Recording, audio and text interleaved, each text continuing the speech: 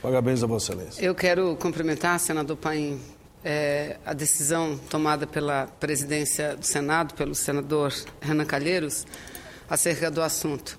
Na realidade, quem apresentou a demanda foi um grupo de deputados federais. Então, que vieram até o Senado conversar com o presidente da Casa, que imediatamente se sensibilizou com a proposta de tal forma que indica 2 parlamentares do Senado, assim como a Câmara indicará 3 deputados federais. Deveremos ir já semana que vem, início da semana, creio. Os contatos estão sendo feitos através da Assessoria de Relações Exteriores da Presidência do Senado Federal e da Embaixada do Brasil na Rússia, para que possamos levar uma carta do presidente Renan Calheiros ao presidente do Congresso Nacional da Rússia, apelando ao espírito humanitário para que a brasileira, os demais que lá estão, e a brasileira principalmente, possa ter direito à liberdade e que responda ao processo, mas em liberdade, para que possa exercer a cidadania. É claro, nós não vamos entrar no mérito da gravidade, do nível do que ela e seus companheiros do Greenpeace fizeram na Rússia. Entretanto, entendemos que o que lá aconteceu não é razão para ela continuar detida numa cidade chamada Murmansk, presidente Paim, que fica no norte da Rússia, na Sibéria, cuja temperatura, em pleno verão, média, é de de 2 a menos 3 graus no verão, chegando a mais de 30 graus negativos no inverno. Então, Ana Paula, iremos até lá, o parlamento, se tudo der certo, faremos uma visita a ela, porque é muito distante da capital, onde fica Moscou, onde fica o parlamento, mas enfim, vamos cumprir essa missão e repito aqui, quero registrar a sensibilidade do presidente da Casa, senador Renan Calheiros, que assim que foi contactado por deputados federais, imediatamente entendeu como uma ação necessária do Congresso Nacional Brasileiro, senhor presidente. Mas eu venho a essa tribuna, senhor presidente, e senador Cristóvão, para relatar um pouco como está acontecendo a 4ª Conferência Nacional do Meio Ambiente. Eu acabo de chegar de lá, presidente Paim, onde presidi uma mesa de debates cujo tema os desafios da coleta seletiva e suas articulações com a reciclagem. Ontem eu participei da abertura da conferência, são em torno de 1.400 delegados, mas num total de 2.000 participantes. Em primeiro lugar, é muito importante estar ao lado dessas pessoas, porque são pessoas vinculadas a todos os segmentos da sociedade, segmentos empresariais, segmentos de servidores públicos, de sindicalistas, de militantes, jovens, estudantes, catadores de produtos recicláveis, tudo. Nós temos lá índios, agricultores, pequenos agricultores familiares, enfim, de norte a sul do Brasil. É uma conferência maravilhosa e eu presidindo uma mesa lá, uma mesa que tratava sobre a necessidade das articulações, o grande desafio que são as articulações para promover a reciclagem, vi como nós, senador Paim, precisamos estar perto, participar desses eventos. Porque se a gente vem à tribuna e diz que um dos grandes feitos do governo do presidente Lula e agora da presidenta Dilma é a busca da democratização, é a busca da participação da sociedade no governo, não é? E estão aí as grandes manifestações do mês de junho. O que as pessoas querem? Elas querem ter outros mecanismos de participação. Então, essas conferências, não basta a gente falar, eu acho que nós temos que estar lá, ouvir diretamente das pessoas, não ter medo de colocar a cara, não ter medo de, com eles, debater todos os problemas do nosso país. E aí, senhores senadores, o que eu achei interessante, eu era apenas a moderadora. Eu não era expositora. Da mesa participaram como expositores o representante da Sempre, que é uma organização, um centro que reúne empresas que trabalham com reciclagem, na questão da reciclagem, Dr. Vitor Bica. Participou Dr. Delberto Adulis, que é diretor também de uma outra ONG que trabalha com reciclagem, Instituto Acatu, e Sebastião Carlos dos Santos, o Sabá, que é do Movimento Nacional dos Catadores de Recicláveis. Não é? Fantástica pessoa, maravilhosa. E fizeram, tinha debatedores, eram 3 debatedores, o procurador do Ministério Público do Paraná, Sancler Honorato, Samira Crespo, que é diretora do Jardim Botânico do Rio de Janeiro, Eduardo Brandão, secretário do Meio Ambiente e Recursos Hídricos aqui do Distrito Federal. Além dessa apresentação ter tido uma conclusão do senhor Alexandre Kerf, que é prefeito da cidade de Londrina, no estado do Paraná. Aí eu era apenas a mediadora, mas foi para mim que a maior parte das perguntas, dos questionamentos foram dirigidos. Porque dialogar a respeito de como fazer, conseguem financiamento, mas não tem o terreno aonde colocar a sede para que possa efetivar o financiamento ou as doações que tem recebido. Isso são as associações de catadores. Enfim, então eu quero dizer que saí de lá encantada. Se tiver condições, ainda irei participar mais do evento. E em relação ao tema geral da Conferência do Meio Ambiente, e o nosso Senado Federal foi muito bem representado ontem pelo senador Jorge Viana, que é o vice-presidente da Casa. Da mesma forma, o deputado Márcio representou o presidente da Câmara dos Deputados, estavam lá vários ministros, além, óbvio, da ministra do Meio Ambiente, Isabela, o ministro das Cidades, das Mulheres, de Políticas para as Mulheres, Direitos Humanos, ministro Gilberto Carvalho, vários ministros, e um evento muito bonito, que logo de início teve uma manifestação, senhor presidente, uma passeata dentro do evento dos catadores. Das associações do Movimento Nacional de Catadores. Aliás, o pronunciamento que mais tocou os participantes na abertura foi o da representante dos catadores. E hoje, o que eu achei interessante, me marcou muito, foi o Tião, que é Sebastião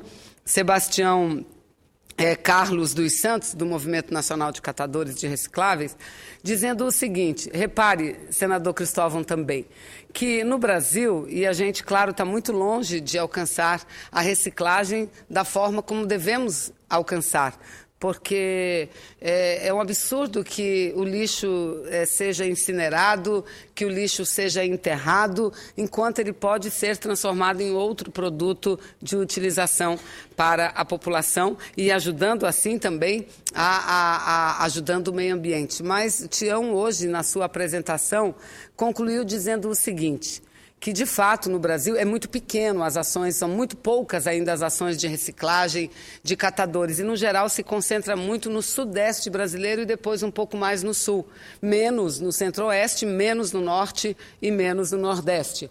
Mas que essas ações não são frutos de políticas educativas, essas ações são frutos da pobreza, são frutos da miséria, são frutos da exclusão social. Foram homens e mulheres que, para buscar um meio de sobrevivência, começaram a catar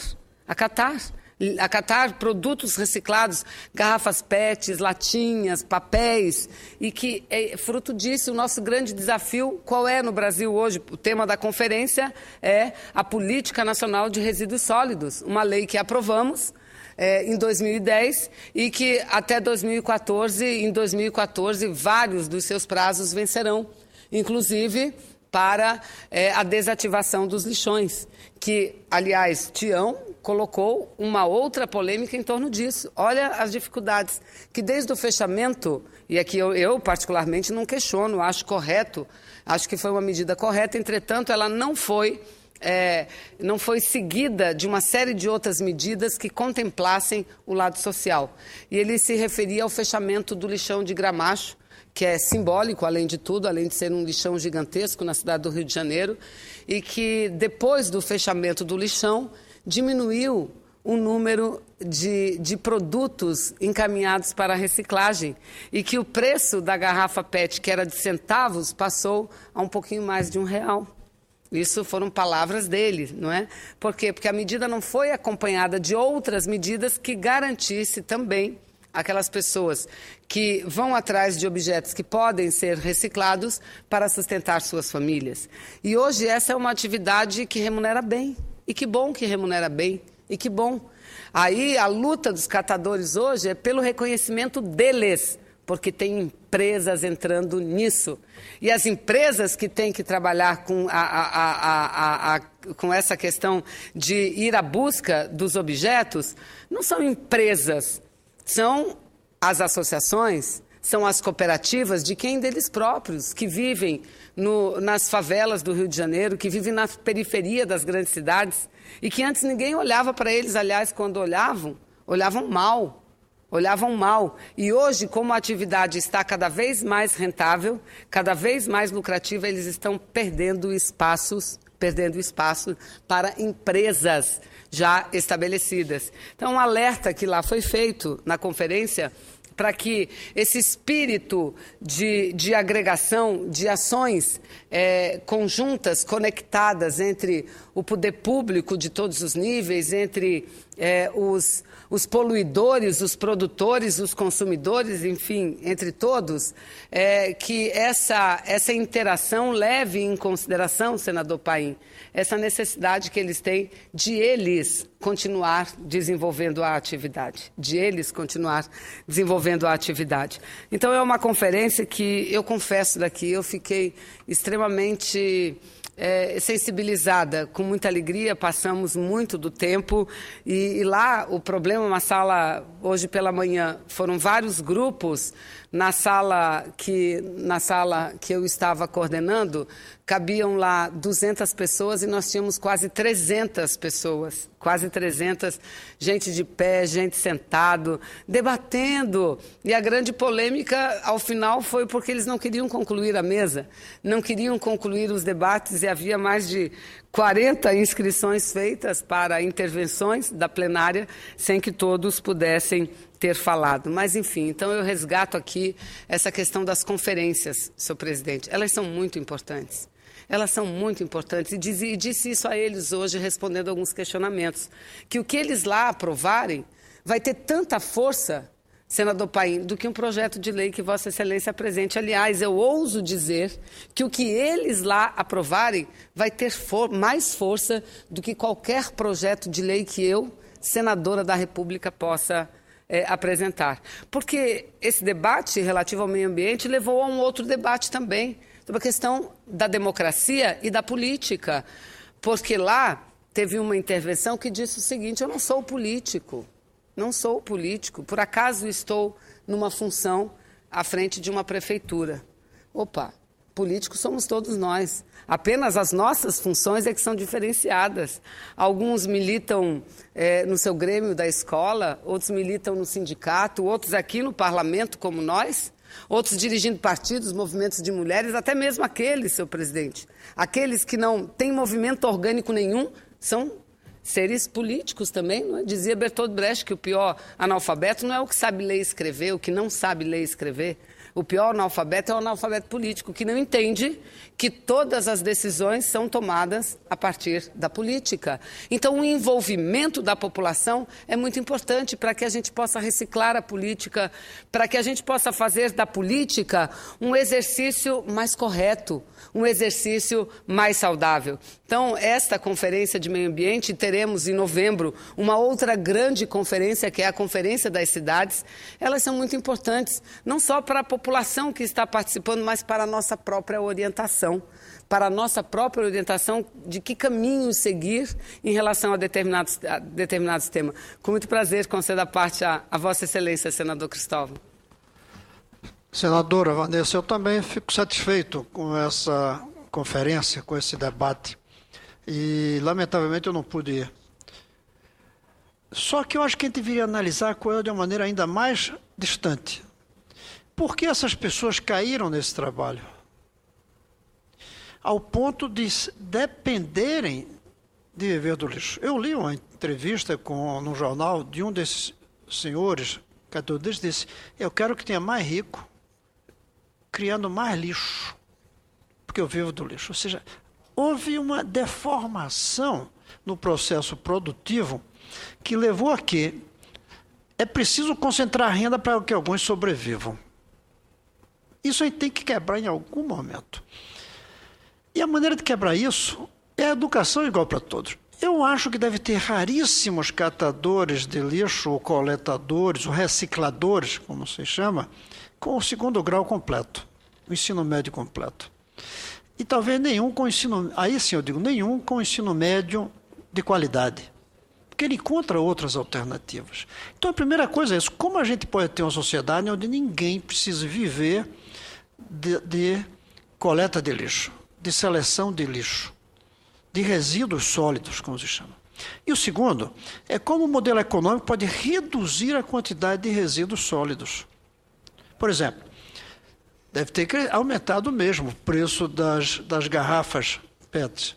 Mas por que a gente não usa mais garrafas recicláveis, em vez de garrafas PET, em vez de latinhas, que são confortáveis, mas que geram um problema ecológico? E geram um emprego que não é o emprego dos mais dignos. Todo trabalho é digno, mas emprego não. Todo trabalho é digno, emprego não. As condições do emprego para você trabalhar como catador de resíduos sólidos, reciclador de resíduos, não é aquilo que a gente deseja para os filhos da gente.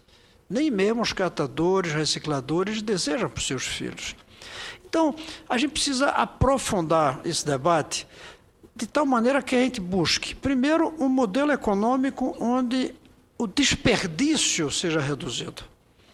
Desperdício, que hoje grande parte do custo de um produto é a embalagem, que é um desperdício necessário, mas é feito sob forma de desperdício. E segundo, que ninguém precise se submeter a essas condições de trabalho, de viver da necessidade de que tenha mais rico, com concentração da renda, para poder usar o modelo de consumo que gera tantos resíduos sólidos que permite a sobrevivência daqueles que foram excluídos.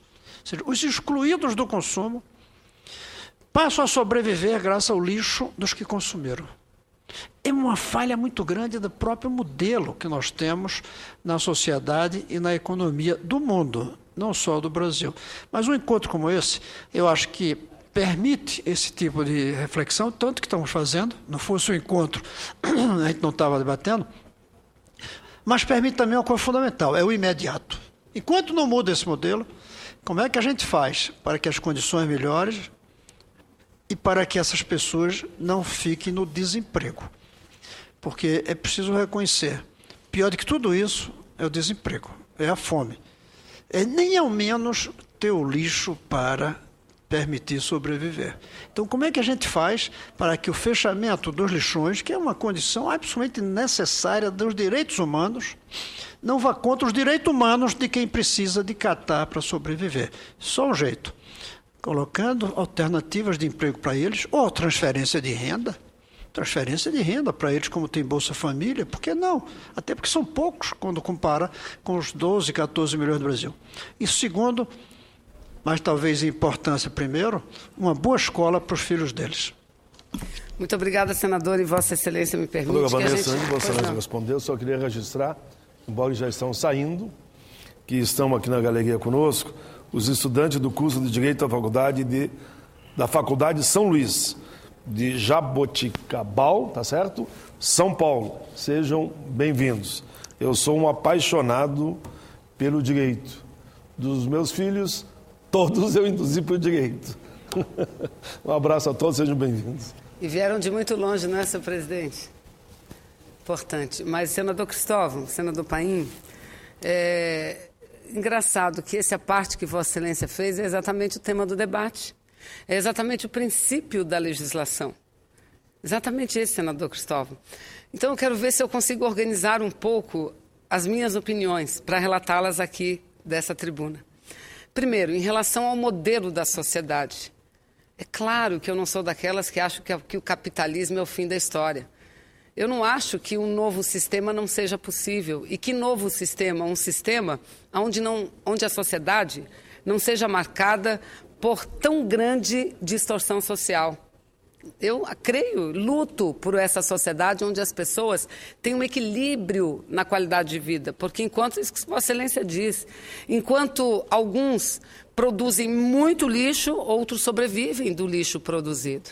E olha, veja a perversidade do sistema, senador Cristóvão.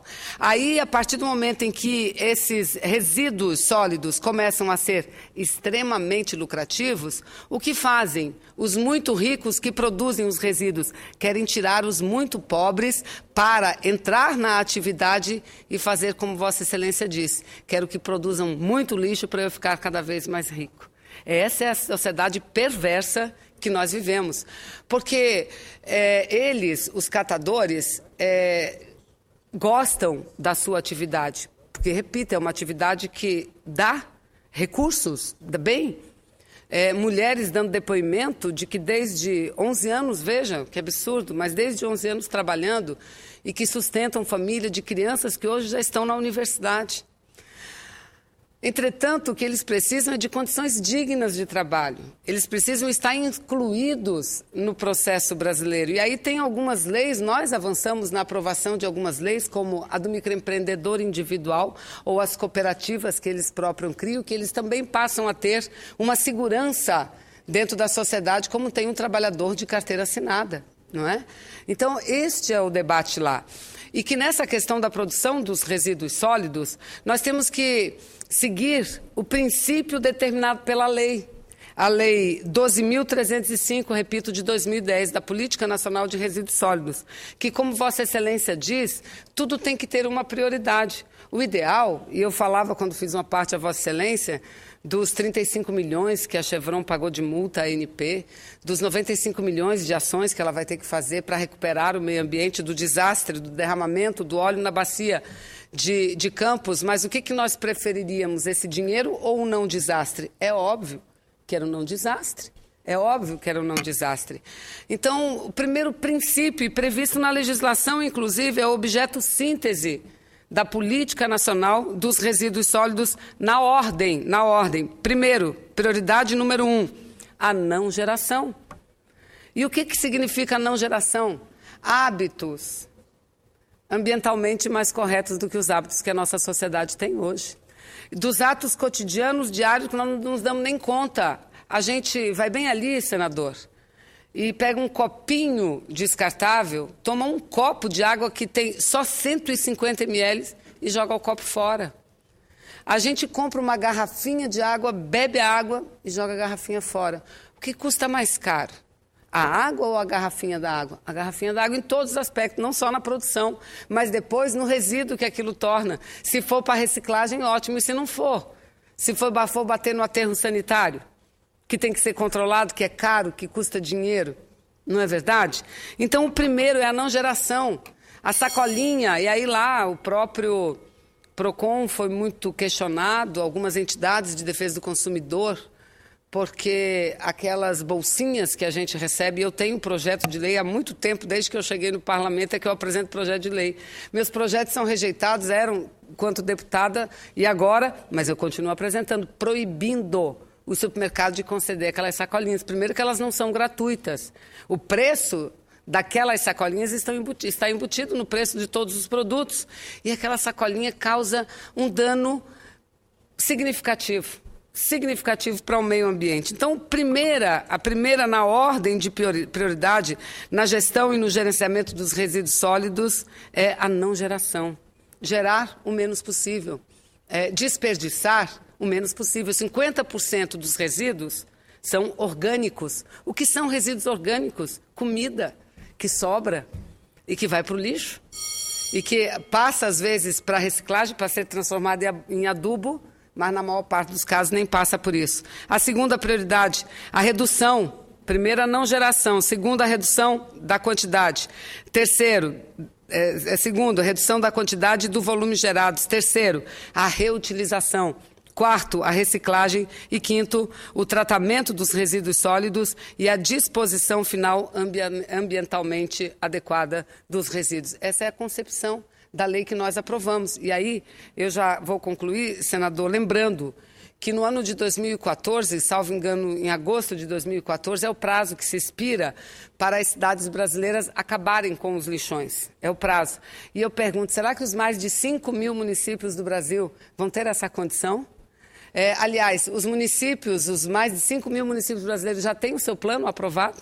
O seu plano de manejo dos resíduos sólidos, da política municipal de resíduos sólidos? Não tem. O meu estado tem, todos os 62 municípios, por conta de uma parceria entre a Associação Amazonense de Municípios e o governo do estado. Estão com um plano pronto, mas não têm os recursos. Não disponibilizam dos recursos para implantar os aterros sanitários. Veja, não disponibilizam dos recursos. Então, acho que essa conferência ela vai produzir para a sociedade brasileira, para o Poder Executivo, mas para nós também parlamentares, algo muito importante, diretrizes, nortes de debates, que são debates emergenciais, mas são debates que devem ser tratados também a médio e a longo prazo. Eu presido, senhor presidente, durante esse ano, o ano que vem será um deputado, porque a cada ano muda a direção da Comissão Mista de Mudanças Climáticas. E o que a gente percebe é que até há um tempo a característica das emissões brasileiras de CO2 era uma. Hoje, a característica mudou completamente. Eu não tenho os números exatos aqui para falar, mas mais ou menos, eu lembro, eram em torno de 70% a 75% das emissões de CO2, ou seja, de gases de efeito estufa do Brasil, a partir do desflorestamento, da modificação do uso da terra e do desflorestamento, ou seja, do desmatamento da Amazônia, das queimadas. Mais de 70%. Hoje, isso gira em torno de 22%. Por quê? Porque temos a agropecuária, porque temos a energia, porque temos o manejo dos resíduos, a produção dos resíduos, enfim. Então, o debate relativo ao meio ambiente é um debate que tem que estar casado com um debate da questão política, econômica e social da sociedade. Porque se nós não assim fizermos, senhor presidente, vai prevalecer o quê? Aquela visão de algumas pouquíssimas ONGs ambientais que acham que o Brasil não pode fazer nada.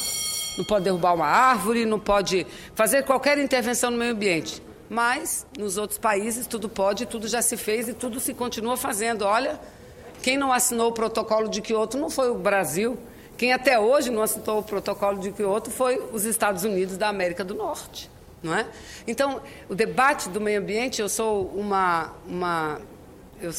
muito animada com esse debate, mas entendo que ele tem que se dar dentro de um contexto político, econômico e social. Se fizermos isso, estaremos no caminho certo. Muito obrigada, senador Paim, e desculpe que eu sei que abusei um pouco do tempo.